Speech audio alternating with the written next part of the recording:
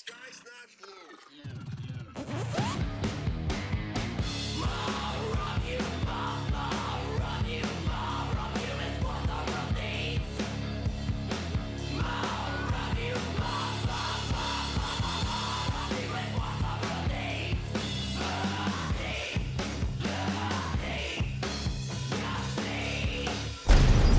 You need to understand that when the time comes, I'm going to be taking over. Welcome back to the Cult House Podcast. I'm your host, the Scholar of Spite and the Saturday Night Delight, Roger Riddell. Joining me today, he is a comic artist whose work includes The Schlub, Beef Bros, Eris, and Weed Priests. He is Tyrell Cannon. How are you doing today, Tyrell? I'm great. Glad to be here. Yeah, thanks for taking the time to chat today. I know I met you at C2E2 and attended the panel for the Schlub. So I'm looking forward to talking about that. Oh, cool. Thanks for coming out for that. That was a blast. I had a really good time on that panel. Yeah, this was the first con that I've been to where I ended up getting hit with con crud afterwards. Oh, bummer. Yeah, I've been dealing with that for like the last few weeks, but I mean, it was worth it. It was um it's an interesting con overall. Like I've noticed the last few C2E2s that I've gone to, um I've come away from those a lot more than past cons with new like creator owned titles that I want to check out. Oh, that's good to hear, man. That's the good stuff. That's what we want you reading. Yeah. Yeah, no, it's one of those things too that I've noticed in the last few years. The older that I get, as much as I still follow like different characters that I like growing up from like the big two, I've kind of shifted more to where if there's a creator that I know that I like their work a lot, I'm that much more likely to go, oh, I'm gonna check out this other thing that they did that's like their own like creator owned project or passion project or whatever, you know? Yeah, definitely, man. I feel like I tend to follow creators more than properties these days. I'm not buying every whatever book. I usually will just kind of what's the new Trad Moore book or what's the new, whoever I'm following, that's what I want. Whatever they're working on. Yeah, I mean it's I found that it ends up being a, pretty fulfilling as far as like I know that I've enjoyed, this writer's other work or this artist's other work and um it ends up working out across the board. Absolutely. Yeah, so tell me about just with the Schlub. Like I know that I heard some of this during the panel at the con, but how did you and Ryan Stegman and Kenny Porter end up linking up for this? Um, so I met those guys through a group of artists that and writers, I guess writers now too, artists that have sort of a chat group so we can talk to each other all day, while we're working, so you're not so lonely. Um, and I was invited to that group quite a few years ago by my friend Dan Johnson, and he sort of asked me to come on the group, and he was already on there, and Ryan and Kenny and all them were on there already too. So that's how I got acquainted with Ryan and Kenny initially, and then Kenny and I did a pitch together not too long after that because I liked his writing, he liked my art, so we did a pitch together. It ended up not getting picked up, but we liked working together. And so when Ryan was trying to get the Schlub going and he decided he wanted someone else to draw it and he wanted a co-writer, he asked us to help him out. And we already talked to each other a lot and got along really well. So I thought, hey, this is a no-brainer. This sounds like a blast. I mean, a book with two great, talented people at Image Comics, I'm in. And it turned out to be a really, really fun project to work on. And those two guys have been just amazing collaborators. Yeah. So I showed up to the panel like knowing nothing about the premise of the book at all, like going in. I was just like, oh, Ryan Stegman. Like I liked his art on like Superior Spider-Man and on Yeah. Venom and these other books. So I was like, I'll go check this out because I see his name. And I come out of that and I end up buying the trade for the Schlub at Rock and roll. one of your all's tables. And I had a lot of fun reading that book. Like just the artwork alone was really dynamic, and I think that there's a lot of detail in it, and then Mike Spicer's colors add like that much more depth. Absolutely. Absolutely. We were very lucky to get Mike. He was my first choice. When Ryan asked who I wanted to color it, I said Mike, and I just didn't think we'd get him because I know he's busy. And we got him. And working with Mike was just spectacular. I would love to do another book with him. I feel like he gets how to match the line art really well, and he adds so much. He punches everything up, he brings everything up another level and gives it a little bit of extra of what it has going on, and he injects a little more in there.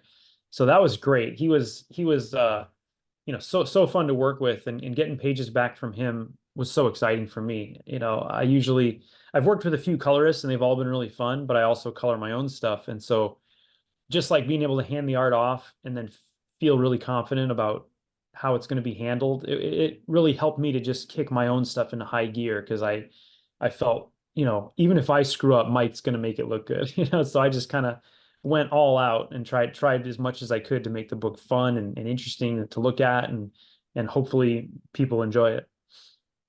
Yeah, and when you work with a colorist who you know is gonna, punch things up to that level, do you feel like that gives you more time to put more attention into like minute details in the art? Yeah, 100%.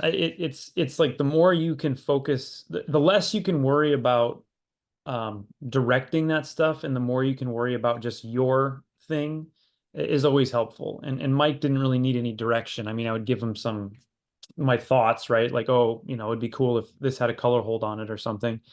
But once I could see that he could handle sort of what I was, because I tend to have a vision in mind for the colors a little bit when I'm drawing, but I knew that I could do a lot of things that I normally might not do with say someone else working on the colors, just because I knew Mike was getting it right. Like I knew if I decided to have detailed backgrounds, Mike would still find a way for that stuff to not overwhelm the whole panel. He would do really smart things with his values and with his kind of colors popping, different background colors popping between panels. And so it just made me like think, okay, well, I've got a great colorist. He seems to be handling it well. I'm just going to push myself to do the craziest stuff I can, and know that Mike's gonna crush it for me.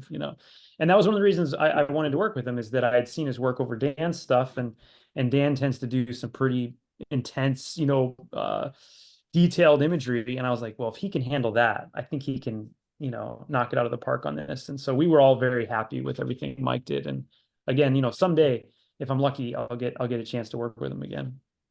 Yeah. Yeah, I mean that's that kind of dynamic is always interesting to me because like I kind of started to learn more about that. I think maybe about a decade ago when I met Jay Leaston when I was living back in Kentucky for a little bit. And over the years, like I've kind of learned from him like different things that he does with different artists where like in some cases as the inker, he'll, go in and fill in some of like the background details like buildings and things like that, just Yeah. depending on who he's working with. So it's kind of interesting how having that kind of support from the inker or the colorist on the back end helps with like the initial penciling, as far as just getting that much more detail and little Easter eggs and um, just more interesting things in there. Yeah. Yeah. Comics, when you're making them like this, it's sort of a team sport. And so one thing I learned was to trust the other people to add to it. And instead of feeling like I had to make everything, completely perfect in the line art. Not to say that it's not how I want it to be, but more, if you're worried that your colorist is not going to get it, you kind of have to make some concessions in the way you tell the story, because you want it to be clear.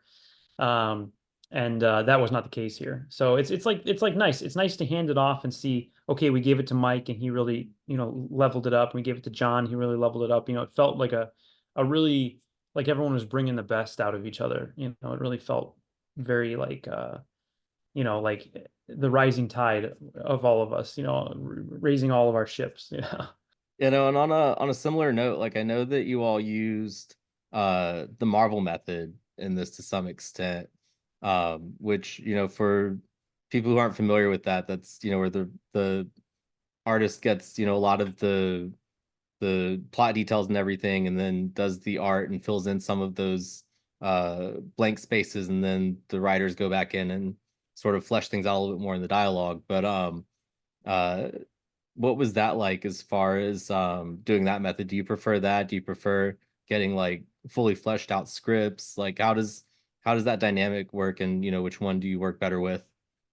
Um, I think I've worked kind of almost every way I mean, I've worked all these different ways with different writers and different creative teams, and then of course I do stuff on my own, which is like its own thing. And it's hard to say. I mean, my preference is to do it all myself to some degree, but at the same time, just because like, then I can kind of do it however I want and start with images and yada, yada, yada. But when I'm working with collaborators, I actually, I'm open to all the different methods as long as there's still a back and forth. So the nice thing with the quote, like Marvel method is that it sort of is forced to be collaborative because since I'm given some leeway early on in the process, they're going to have to adapt to that. So it automatically becomes a very much a back and forth collaboration, which I think is really fun and can work really well. But I've gotten times when I've had a full script, which does call out panels and calls out all those things. And but I was given leeway to change it. And as long as there's some leeway there for some back and forth, I think either method can work. And some of it depends on how how the writer prefers to work and how what kind of book it is. Like Schlub is an action comic, and it's a comedy and an action and a big drama. And so a lot of the action and stuff, it makes more sense, I think, to leave a lot of that to the artist to interpret so that you get the best out of them and you get a lot of things that maybe would be just silly to write, that you would never think to write, but an artist can kind of figure out how to make a cool panel sequence or something. And, when I worked on Beef Bros with Aubrey Sitterson, he gave me more sort of complete scripts, but there was an understanding up front between the two of us that if I wanted to shift and change something, we could go back and forth with it and really kind of, he would adapt to what I was doing and I could adapt to what he was doing. And I think that's really the key element. Like the script can be whatever the script is, but as long as there's an understanding that it's a collaboration, that's usually when I'm happiest. When I'm unhappiest is when you don't ever talk to the writer and they just send you the script and you're just going to draw it. I mean, I'll do it, but I think you get inferior comics with that method. I think the best comics are when the whole creative team is talking to each other and really trying to understand what the writers are going for, what the artist is going for, what the colors is going for, so that there's like a synchronicity between them. Yeah, I think sometimes that really shows through in the final product too. Like there's comics that I've read before where I can kind of tell that difference, where you can just kind of tell the people who made them were having fun versus like this was just another thing that they were doing that month. Right, right. Now, those are the best kind of comics in my opinion. I tend to gravitate towards creator-owned stuff just because that's the arena that I like to work in, and that's the stuff that I like to read because it feels fresher, it feels like more energy, it feels more like you're getting the best that people can do with that stuff because there's a lot of care put into it. And that's not to say you can't have a great Marvel comic or a DC comic, you absolutely can.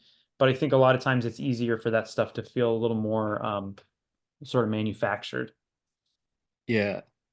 Yeah, I mean, especially because like with those books, creators don't really have the same level of um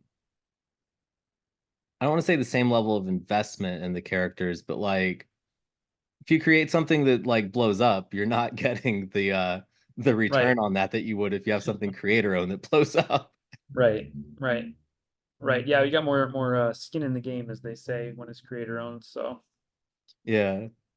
And one of the other things that I really loved about the Schlub was that you had mentioned that it was a comedy and a drama and everything, but I think that one of the things that your art really conveyed was the emotions of the characters. Like the facial expressions were really good, and um just thinking back to the opening sequence as well, like that immediately hooked me in because there's the opening, like, sort of splash where you're looking outward from the inside of a patient's mouth.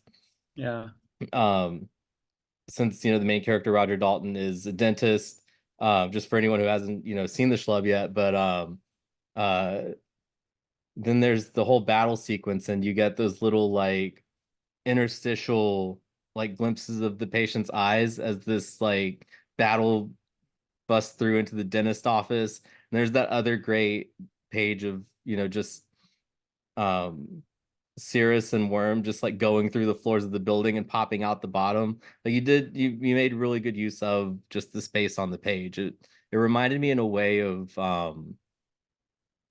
the way that like Todd McFarlane like kind of did in the 80s, where he made full use of the page, and he would break like the lines of panels and just sort of like step outside of the the boundaries of what was set. Yeah. Yeah, that 90s stuff was all a really big influence on me. The early image stuff, especially people like Todd and Jim and those guys. And I feel like, I've done a lot of different kinds of comics, but there's a part of me that's always going to want that that I want the art I want the comic to feel like it's taking full advantage of the medium and thinking about the panels and what they look like. And that doesn't mean they all have to be crazy, because sometimes that doesn't work. But with a big action book, like if you can twist things and turn things and kind of just do something to make that sequence have a little more of a flow to it, a little more of an energy to it. I'm all about that. That's where the fun and like where the magic is, right? Just telling a story with single images, with still images and with panels, like that's great and that's its own thing. But when I'm doing a book, I like to have a visual style that is considering things like what size the panel is it tilted or not, does it break into another panel? I'm thinking about all these things all the time, because to me that's where all the fun stuff is, that's where all the cool stuff is, that's how you make the book unique, and that's how you give it this feeling where it doesn't look like the other stuff that you're seeing. Yeah. Yeah, I mean that's a thing that I've always appreciated all the way back to like, I mean, I know this is like the most generic example I could possibly use, but like Jack Kirby, even though he's working in a much flatter like art style, he had this like huge amount of attention to detail, and he Yeah. would occasionally like use collages and things like that that sort of broke out of that model at the time. Right, right. I mean, you gotta innovate. You gotta sort of, it's infinite. It's like music, right? Like there's only so many notes in a chord, but you can find so many different songs in there. And I feel the same way about comics, is like all these different aspects of it are different notes and scales, and you have all these opportunities to write any kind of music you want with those. So it's like why I always come back to comics, no matter how many times I try to get away from it. It's like, it's such a unique and amazing art form that, it gets in your brain, and it changes the way you think about things. Yeah. Yeah, I mean the music analogy is perfect too, because it's like you can be yet another person who's doing like the same formula as a much bigger band, or you can try something that's like outside of the box that might sound dumb on paper but might actually work pretty well in practice. Hmm, hmm, definitely. Yeah, it's like, there's Motley Crue, and then there's like, all of the bands that were Motley Crue light, and then you have like thrash metal that happens alongside it, and it's different and it's new and it's you know great in its own ways. Right, right. Absolutely. 100%. So tell me about Beef Bros, because I've only heard the name of that title, and I know nothing else about the book. Well, Beef Bros is a collaboration between myself and Aubrey Sitterson, the infamous Aubrey Sitterson. We got hooked up by a buddy of ours, Grim Wilkins, got us in touch with each other, and he said something like, "I feel like you guys should work together." And we were both like, "Yeah, let's do it." So we sort of bounced around some ideas, and I think Aubrey had this original germ of this idea of a comic about these bodybuilder friends, Huey and Ajax, that maybe they're not super smart, but they have this need and this want to do the right thing and to help people. And so, they don't do things for necessarily political reasons the way a lot of other people might define them, but they approach situations that might be, um, difficult to navigate for a lot of people, but they do it with this pure energy and this pureness of wanting to help other people. And so it gets them into trouble, and they have to fight people for it. So in the first Beef Bros, they're trying to help sort of this person, a displaced person that has nowhere to stay, and the cops are trying to kick them out of the city, and the landlord's mad at them, and so it escalates to this big fight with them and police with mech suits on. And it was really fun, and we had a really good time doing that and putting it on a Kickstarter. And so we ended up doing a second volume called Beef Bros Behind Bars, in which the heroes, Hugh and Ajax, and Nugget is their friend, their displaced friend, they get sent to jail. And so it's sort of our take on modern incarceration, and it's a humorous take on these things, but it comes from a place of wanting to do your best to help other people, and everybody needs help. And so the second one was a little bit larger. The first one was 32 pages. The second one was 64 pages. We did another Kickstarter for that, and it was a really fun project. We had Raciel Avila and Fico Ocio on colors for the first book, and Raciel in the second, and Taylor Esposito on letters, and it was a really fun project. Definitely a book I'm happy to still have, in my catalog. It was a blast. Yeah, no, that sounds like something I dig. I need to, hunt that down. Yeah, if you're into like Final Fight and Streets of Rage and bodybuilding and He-Man and that kind of stuff, I think you would really dig it. And it has a big, bold, loud kind of 90s feel to it. It definitely is pulling from that era of video games and comics and movies. And it's kind of a big and bombastic, kind of humorous book. As you were describing it, like one of the first things that came to my mind was Streets of Rage, and then also Zangief from Street Fighter. Yeah, for sure. I mean, it's a lot of just huge guys, having fights, and it was a lot of fun to draw. And they're doing wrestling moves, and it was an absolute blast. Yeah, and Eris is a book that you do with your brother, right? Yeah, Eris is a sci-fi comic I've been chipping away at ever since I quit my day job. I've been chipping away at it between all my other gigs, and almost done with the third chapter now. But it's a story of a kind of a group of superpowered soldiers in the future that work for kind of the evil empire of Earth that controls everything. And they're on a mission to the edge of the galaxy to get this rogue soldier who has possession of this powerful substance that the people in charge of Earth use to rule the world. And so it's about this journey, this violent journey to the edge of the universe to get this person, and how one of the members of the team sort of starts to have a change of heart about how he is engaged with the world and who he's working for. And it's gory. It's like big and bombastic in similar ways to Schlub and Beef Bros, but a lot more gory and a lot more swearing and a lot more violence, and it's me doing fight scenes with thousands of characters on the page, fighting. So really a big project that me and my brother have been working on for, like I said, almost 4 years now. And since it's been my between projects project, I haven't been able to quite finish it until now. And so I'll hopefully be kickstarting that soon as a collection of the entire series, now that I have the final chapter pretty much done. And it's been kind of a labor of love, and it's one that I write with my brother, and then I draw it, I color it, and I letter it. I do all the design work on it. So it's definitely something for me that if people want to kind of see comics that are just me, like what I want to put out in the world, and kind of the way I create, and it's a great example of that. Yeah, no, I'll have to keep an eye out for that Kickstarter, because that sounds like something that I dig too. Yeah, it should be coming along hopefully soon. It's always, it's one of those personal projects, and so I can't work on it as much as I want.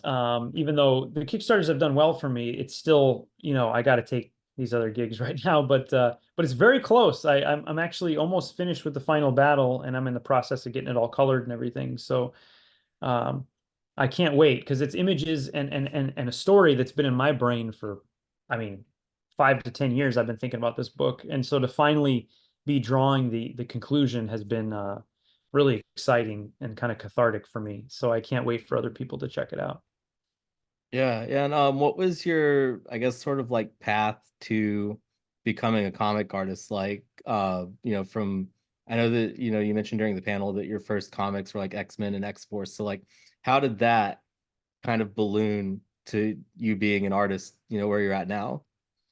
Yeah, I think I was probably drawing and probably an artist before I even knew about comics, in the sense that as a kid, was always drawing stuff before I was even reading comics. And then when I started reading comics, it like all clicked. It was like, okay, like this is what I want to draw. Like this is what I'm interested in.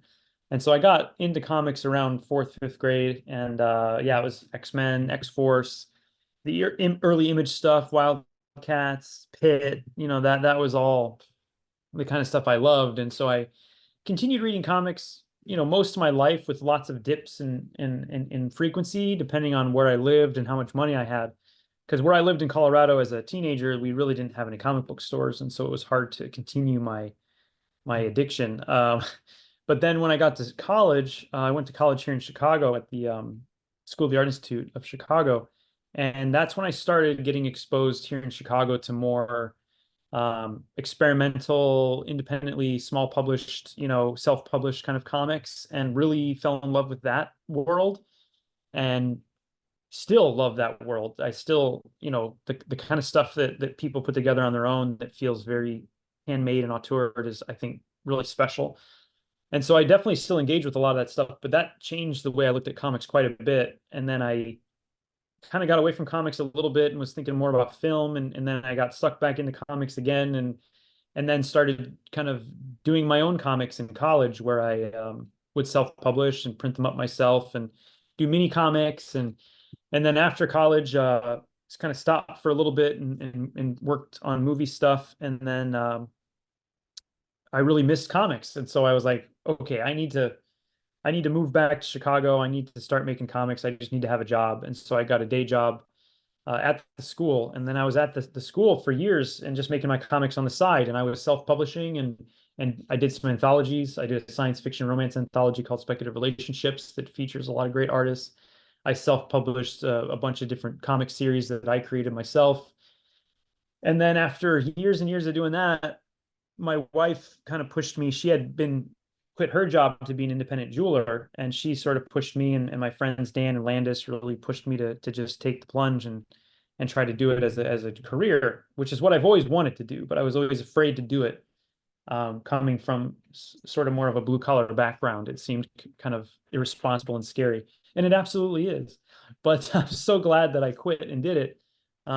Because it's what I've always wanted to do. And even on the bad days, I mean, I'm still drawing comics, and it feels very, I could go on about that for hours and hours and hours, but the main thing is, like, that's when I really, it was about 4 or 5 years ago. That's when I really, it just felt like everything creatively for me sort of went, just started leveling up faster than I ever had before. It felt really great to just focus every day on my craft and on telling stories, and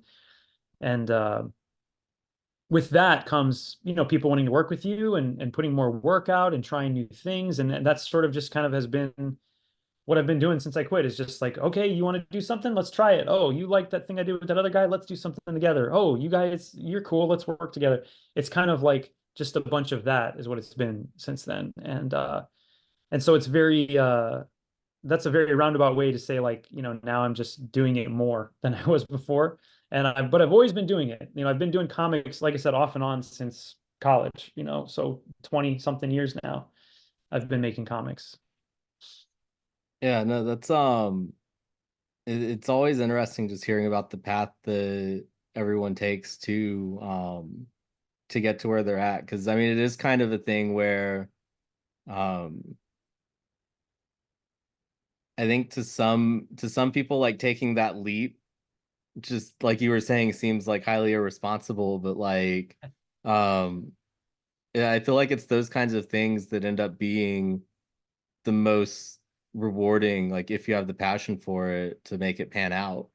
Yeah, everything worth doing is challenging, and Yeah. challenges are what bring value to your life. And so it's sometimes it's hard to, when you're in the middle of a big crisis or a big challenge or a big, long time of no pay, it can feel um hard to keep going and like it's not worth it. But the times when you get through those, you feel, a different sense of accomplishment than you get when you're working, on something maybe you don't care about as much, right? I mean, and I cared about my old day job. I cared about it, but I don't care about it as much as I care about this. And so the victories feel just so much better, but also the struggles feel so much harder, right? And so it's a very it's difficult, and I'm still growing into it. Even after this amount of time, I still feel like I'm learning how to navigate this weird world of comics and illustration. It doesn't have a lot of rules and a lot of paths that are defined. And so I've really tried to find my own way of making it work, for better or worse. Yeah, and does it help with that there's like a pretty good community for that here in Chicago? For sure, because it's a lonely job. And so if you can just know some people and be able to hang out with them, regularly, that helps a lot. So when I can go have a drawing day with my friends, or go visit somebody's studio and see what they're working on, or hit up one of the many great comic shops we have here and just see what the local people are working on. And to have so many conventions here in town, I mean, it's a great city to make comics in. It feels very welcoming, and the community is all over the place. There's all different kinds of artists that live here that do all kinds of different kinds of work. And so that's something I really value too, is that, where I live, it's very eclectic. And so it doesn't feel alienating. In some ways it feels less alienating for that purpose, right? Like I can make any kind of work here, and I could probably find somebody who I'm adjacent to, right? So it's one of my favorite. I mean, I love it here. It's a great city for comics. I think a lot of people would agree with that. Even my neighborhood has like, I don't know, there's like 10 comic artists within walking distance. It's pretty great. And what are some of your I guess sort of like bucket list projects, if you have any? Um, there, sometimes you never know until you're doing it, right? I never thought I would be doing a book like the Schlub or Beef Bros. They just kind of happen, and then you sort of, it brings something out of you, is your hope with any project that you take on. But the ones that have been in my head for a long time, they shift a lot. My default answer was always X-Men, and I do think that it'd be fun to do an X-Men book. I just wonder if I'd ever be able to do anything that I think was cool if I worked for them. But who knows? Maybe someday. Um, I would love to do something, on this comic called Wet Works that Whilce Portacio did a long time ago. I feel like it could use a revamp, pun intended, because there's vampires in the book. But mostly, I want to do, the next thing I want to do. I mean, ideally, is my own thing, right? I think doing creator-owned comics, whether that be mine or collaborations with others, is always sort of, you know, that's the ideal. So I guess I've already done that to some degree, but to have some success in that would be sort of nice. But yeah, Wet Works, X-Men. I'd love to do Punisher. Unfortunately, Punisher's in a weird spot right now, but I would really love to get my hands on any of those characters. Or any of the Fourth World Kirby stuff, I think would be a lot of fun. Yeah. The Punisher is kind of a tricky one because like I have just kind of always seen that character as a Spider-Man villain. Yeah, yeah. But there are like moments where I think there's ways that he could probably be used relevantly now, but it's just like too hard to do with a lot of the Yeah. the associations that character The has thing is, now. it's sort of been, it's turned into a thing bigger than the actual character, which is not great. And I think that's the problem with working on a lot of those characters. Like I would be open to it for sure. If they called me tomorrow and said, "You want to do an X-Men comic?" I'd say, "Sure, let's do it." But the trepidation is always that, even with a character that's maybe not as politicized as the Punisher, like even something like, Spider-Man or the X-Men, there's just so much around that comes with them. There's so much baggage that comes with those characters that it can tend to maybe either limit what you can do with them, or make it difficult to feel that you're making a statement that feels relevant and to get fans on board, because the fans tend to have a connection with the characters that's bigger than the creative team. And so they're very passionate about it. And that's great. But I think that that can be something that would be tricky. You know, if I was working on those things, that's what I'd be worried about. Like if I was drawing a Punisher comic, I'd be so worried about just the perceptions of that, right? But you know, it's tricky, and I don't think everyone, you know, some people navigate it better than others, right? Some people are really good at taking those legacy type characters and really putting a stamp on them. I'd like to give it a shot, but I don't know that that's never been my end goal. Like I don't think I want to draw, you know, Spider-Man for 100 issues or something. I mean, that's awesome. There's nothing wrong with that. I just don't know if that's me, you know.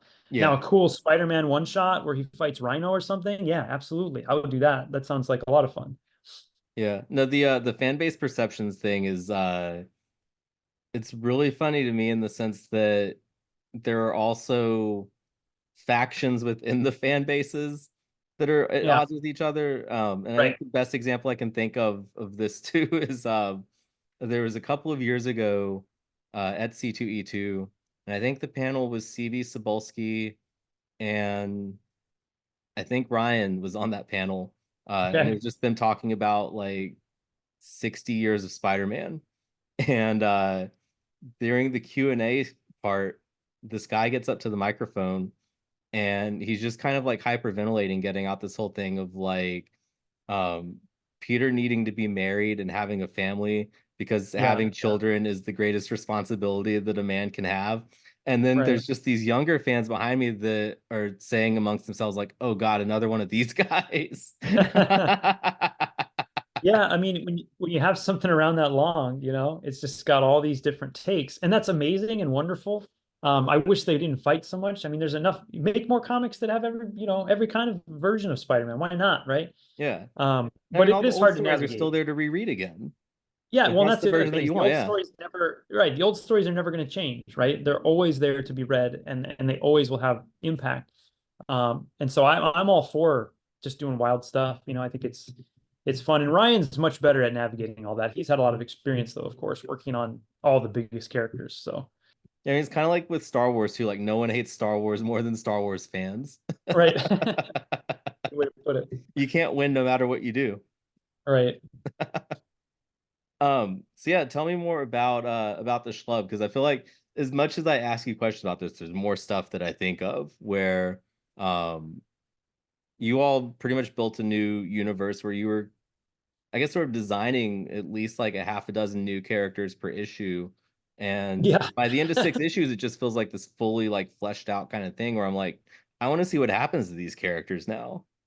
Yeah, me too. Me too. I would love to do more because we really did. It was, you know, I would get the scripts and there would be, like you said, 5 or 6 new characters, and not just like some guy in the background. It would be like someone with lines and someone who is integral to the story. And like, um, it was really challenging, but really fun because I love building a world and having all these different characters to play with and having one of the cool things that I loved a lot about the Schlub and I like about any good work is where there's multiple endpoints for, you know, readers, right? Where there's different characters of different kinds that you can not just relate to, but have feelings about, right?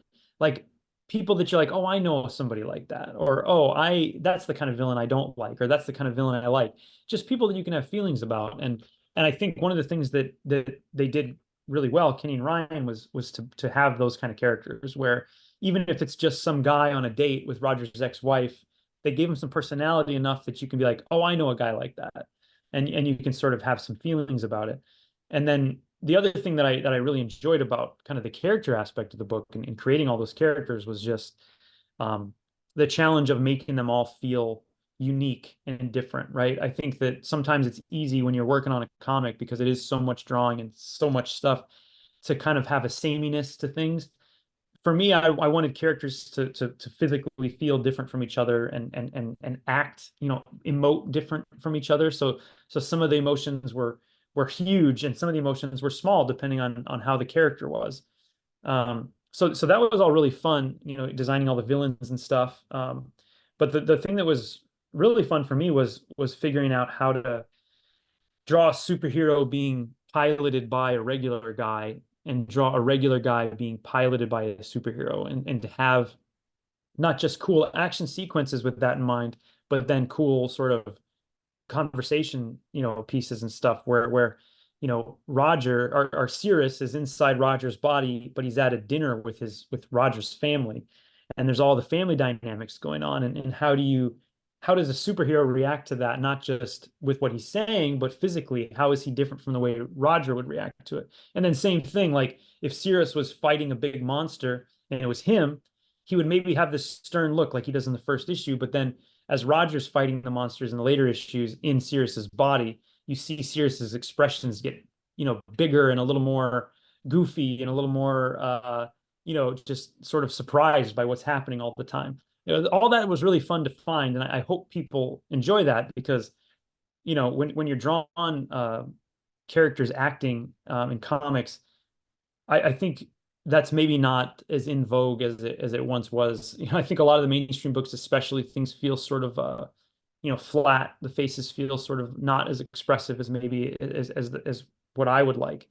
And so we went all out with that, and the guys were always pushing me to just go bigger and make that happen. So, and then the other thing that I did enjoy about it that I've mentioned a few times, I think you mentioned it, is that I like just hiding little things in there and putting just fun things so that it encourages people to look back at the book again and again and catch different things, whether that be in the art or in the story. If there's something I can do with the art that can point towards sort of a second tier narrative that's going on, that's definitely something I'm into. I want people to come back and read it again and again and catch the little Easter eggs in the art and catch all the different little character moments of, like, once you know who's inside which bodies and what people think about it, read their little expressions during conversations and things like that. Yeah, no, I noticed the hot dogs Easter egg on the last page and immediately thought, oh, I need to read this again and see what else is hidden in here. Yeah, hot dogs, rest in peace. That was my spot for years. I'm sad now that it used to be that when anyone would come to Chicago, whether it be a friend for a show or a family member, I'm like, we're going to hot dogs. Like, you have to go to hot dogs. And now I can't take people to hot dogs anymore, which is pretty sad. But I had to put something in, a few things in there that were Chicago related, and I hit a bunch of my friends' names in there and other characters I've created, and just stuff like that. I think is really fun. The way that you are with hot dogs is the way that I've kind of always been about Kuma's. Where anytime anyone tells me that they're coming here, I'm like, you gotta go to Kuma's. Yeah, that's another spot I will often take my friends, depending on who they are, because Kuma's is a little more, if they can't handle metal, you probably can't take them to Kuma's, Yeah. Whereas Doug's, anybody could go, but like as long as you could wait in line for a long time. But Kuma's is another great spot, man. I love that spot. Yeah. I feel like Kuma's has become a little bit tamer though, over the last like decade or so. Yeah, probably. I mean, they've expanded a little bit and they have a few other locations.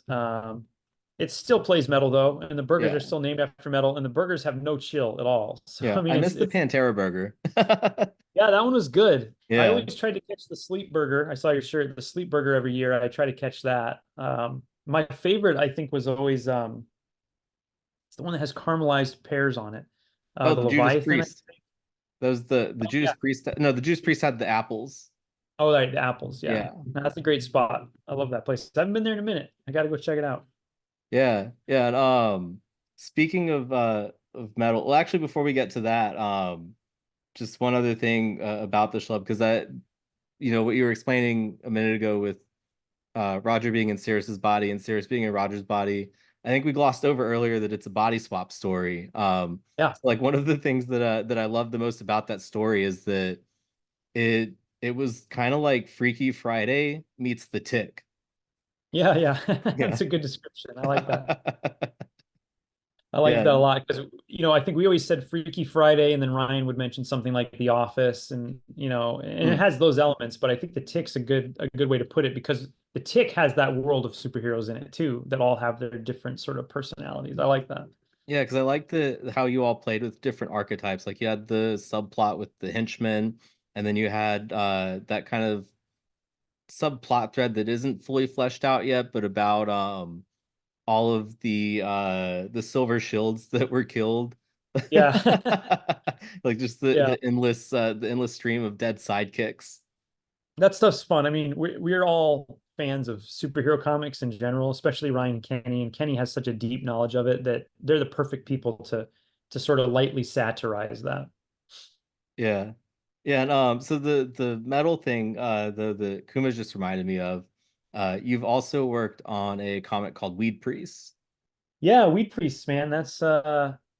Um that's a mini comic that I have. So that one came out of so I love Sleep. You know, I love the band Sleep, and I love the song Dope Smoker, the song slash album Dope Smoker. I was exposed to it when I lived in LA. Some guy that I worked with, Kevin was his name, and he was like a guy who was in bands and stuff, you know. And he gave me this CD. I was listening to what I was listening to um, this band called the Flower Traveling Band. They did an album called Satori, which is really amazing. And he was like, "You need to hear Sleep. You've never heard Sleep, Dope Smoker?" I was like, "I don't know what you're talking about." And so he gave me this CD that had like he had burned of Dope Smoker, and it had written it, you know, drawn on it with marker and made it all cool looking.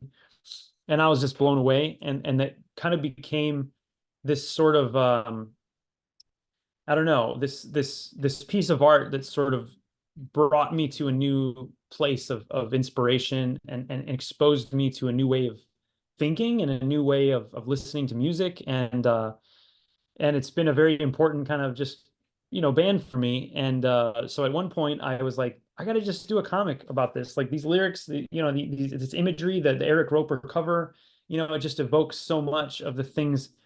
It's like they were evoking things that were all part of my sort of zeitgeist anyway, right? Things like Dune and things like Star Wars and things that were already in my brain. And so I got together with a buddy of mine, Aaron Pittman, who used to live here in Chicago, and I said, "Hey man, would you just like get together and just make a comic while we listen to Dope Smoker?" And he's like, "Yeah, let's do it." And so we hung out a few times and came up with sort of I drew some stuff and he drew some stuff, and then the two stories kind of linked up in the middle. And so the first iteration of it included 8 pages by me and 8 pages by Aaron. And then we risograph printed it in green ink and had green staples on it, and it was like on this sort of rough paper. It was wonderful. And then another guy I know, JB Rowe, had done a pinup for it. And so that's how it existed at first. I did a few print runs of it in Riso. And then as the years went on, I kept selling it. It's kind of been my evergreen product. And so I ended up eventually I just started printing it with my stuff in it because I wasn't really giving the money to Aaron anymore. You know, so I was like, well, Aaron, I'm just going to print it up as mine. So now the current incarnation is just my pages, but with some extra art in it. And I did a sequel to it called Ascend, which is sort of a spiritual sequel that's based on some other imagery from both sleep songs, but also from kind of ancient aliens and other kind of weird stuff that I find interesting. And so it's been they're kind of a duo now. But yeah, that's kind of Weed Priest and how it came together. It was literally just us listening to music and thinking about the images it brought up and then just drawing. It was Yeah. great. It was so much fun. I would love to do another one like that. And I love the I always kind of think of like that kind of subgenre of just like comics and creative work is kind of like Hesher daydreams, you know? Yeah, yeah. Yeah. But I no, Yeah, I I mean, love that. Like just from like the old heavy metal stuff to like things like that, you know? yeah, it's like stream of consciousness. I tend to, that's the kind of work I love to make is more sort of experimental stuff that's maybe outside of traditional narratives. But I mean, I do like to work in traditional narrative structures and stuff too sometimes, or at least traditional in the sense that there's a story with a beginning and an end, right? But what I love about things like what I did with Weed Priest and Ascend is that it's kind of its own thing that is sort of devoid of like a any sort of traditional trappings. Like there's no words in them either. They're just meant to be kind of sonically you can listen to music while you look at them, but there's no like dialogue. And I that's the kind of work when I was making comics in college, most of my stuff was like that. It was wordless, sort of experimental, kind of explorations of ideas rather than a story about a character who does X, Y, and Z. Um, so I don't know, I kind of think of them as like experimental comics, and that's sort of fits that want in me is to do some of those mini comics that I do are kind of fun to do for that reason. Yeah. Yeah. And so I've had you for about an hour. I don't want to take up too much of your evening, but uh is there anything else that you want to throw in there? And where can everyone find your work? Yeah, so I would encourage everyone to come check out my work. I have a website, tyrellcannon.com, and on there you can find links to everything that I do and a store with everything that I have. So you can buy copies of the Schlub there, whether that be in single issue format or the trade paperbacks. You can buy Weed Priests and Eris and just about anything I've done. I've got multiple versions of it. I've got poster prints, all kinds of stuff on the store. You can also subscribe to my newsletter, which is the best way to kind of just know what I'm up to. I don't charge for it. It's just free, and you get previews of work, and you get early access to my products and blah, blah, blah. And then links on there as well to my social medias. I'm on Instagram and X or Twitter or whatever, as at TCannon Comics. And then I'm on YouTube. I do a live stream, not every Tuesday, but a lot of Tuesdays. I will do a live stream where I draw and flip through some of my old comics and talk about comics in general. It's kind of a fun, chill hangout. So those are all ways you can get in touch with me. And then if you're listening in other parts, I will be at Heroes Con in June. That's in Charlotte, North Carolina. I'll be my second year there. It's a really great show. I encourage everybody to come by. And then I'll also be at Cartoon Crossroads in Columbus, Ohio. That's in September. And that stuff's all in my newsletter and stuff and website. So please come visit me online. Yeah, no, thanks again for taking the time to chat today. Absolutely. It was really fun, man. Thank you for having me on.